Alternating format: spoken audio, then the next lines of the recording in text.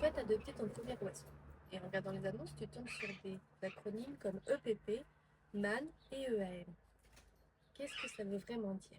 Et est-ce que l'EPP va rester sauvage toute sa vie? Ou est-ce que l'EAM est l'oiseau qui te correspond le mieux? Eh bien ça tombe bien, parce que dans ma volière, j'ai les trois cas de figure.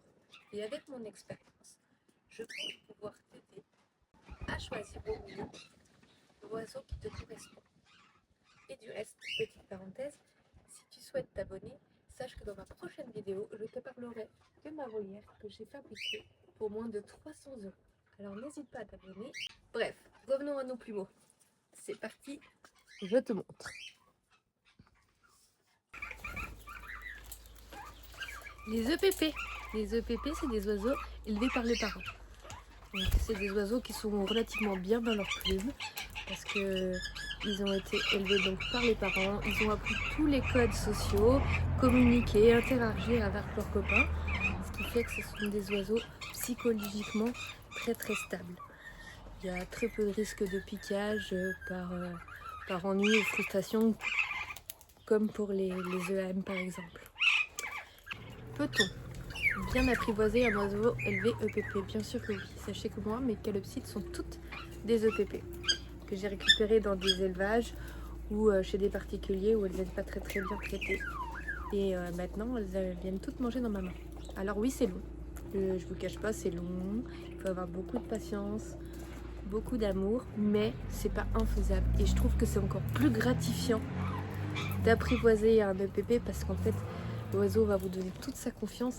Et je trouve que c'est gratifiant.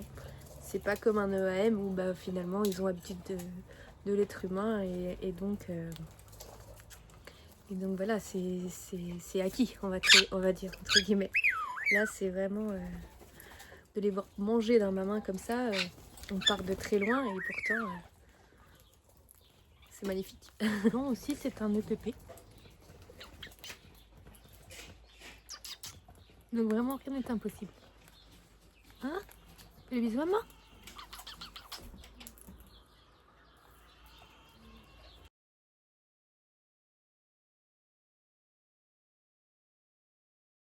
Les mânes, Manipulioni. Pardon, c'est le cas de mes deux kakariki qui sont nés chez moi. La maman et le papa s'en est occupés de A à Z. On fait le sevrage, le nourrissage. Et moi, en fait, je suis venue les manipuler au nid, c'est-à-dire que vers les 2-3 semaines, j'ai commencé à les sortir et à les prendre sur moi, leur parler, les embrasser.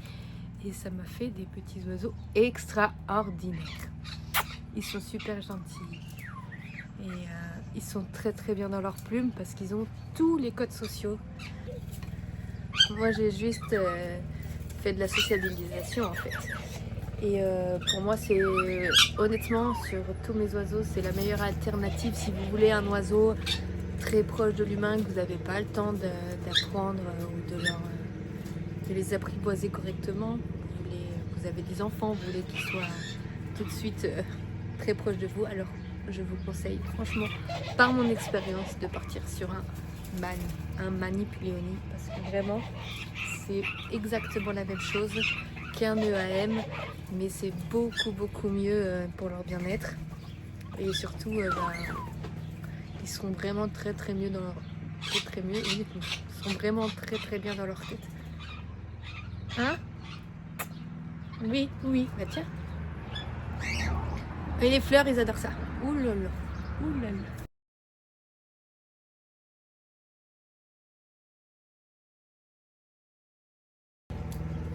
Alors le EAM, c'est un oiseau élevé à la main, c'est-à-dire qu'en fait c'est le particulier ou l'éleveur qui va s'en occuper de la naissance au sevrage.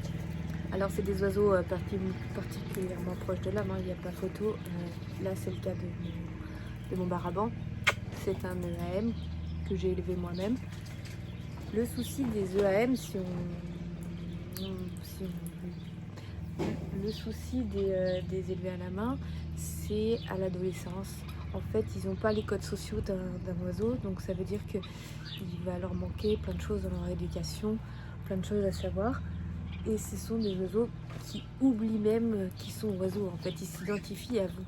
Et c'est souvent le cas des EM, c'est qu'à l'adolescence, ils peuvent devenir un peu mauvais. Ça veut dire qu'ils peuvent complètement changer en disant en fait non, t'es la main qui m'a nourri, moi je suis grand maintenant et je veux plus de toi. Donc en fait il va devenir hargneux et il peut vous pincer très très fort parce que ça aussi il n'a pas appris avec ses parents à gérer la force de son bec. Donc ça peut être un cas classique chez les EM, le retournement de situation. Aussi, chose qu'on oublie parfois chez les EAM, c'est l'hyperattachement. J'ai eu le cas avec mon baradon par exemple. Je ne pouvais pas quitter la pièce sans qu'il devienne complètement fou à se jeter contre les portes. Parce que je quittais la pièce. Et il hurlait, il hurlait, il hurlait. Et ça c'est vraiment souvent le cas aussi chez les EAM parce que vous êtes un peu tout pour lui. Et donc de ce fait, dès que vous n'êtes plus là, complètement perdu.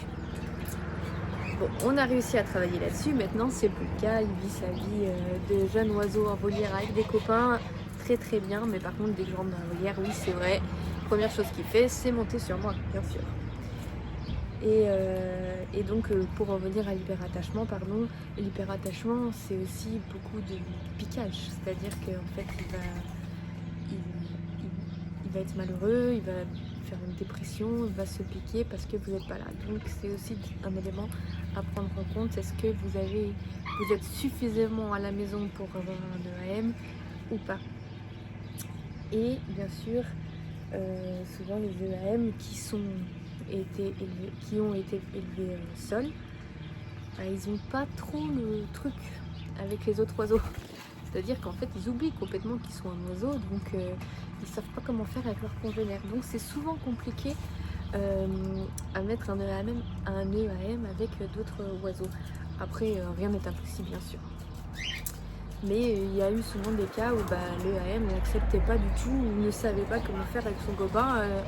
Après aussi, la méthode EAM, c'est un peu brutal, c'est un peu triste parce qu'on retire l'oiseau à ses parents à 3 semaines. Donc c'est un peu malheureux pour les parents et pour l'oisillon, même si lui il s'en rend pas vraiment compte, mais les parents c'est assez malheureux. Donc après il y a des cas de EAM où on n'a pas le choix.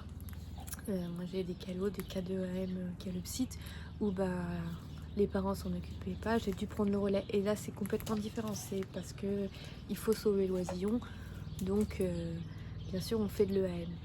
Mais de mon point de vue à moi, je trouve ça plus sain pour l'oiseau d'acheter un oiseau mâne par exemple, ou EAM, mais savoir si l'oiseau a été retiré du nid parce que l'éleveur ou le particulier voulait faire de l'EAM ou parce que les parents s'en occupaient pas.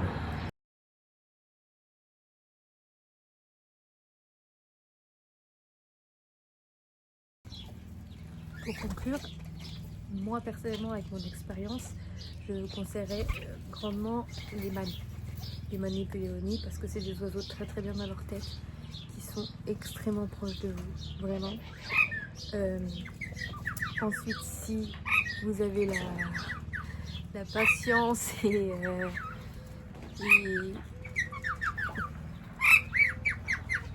si vous avez la patience et le temps nécessaire, alors le pépé c'est vraiment aussi un super choix parce que vraiment c'est des oiseaux formidables dans leur plume, dans leur tête. C'est vraiment des super oiseaux.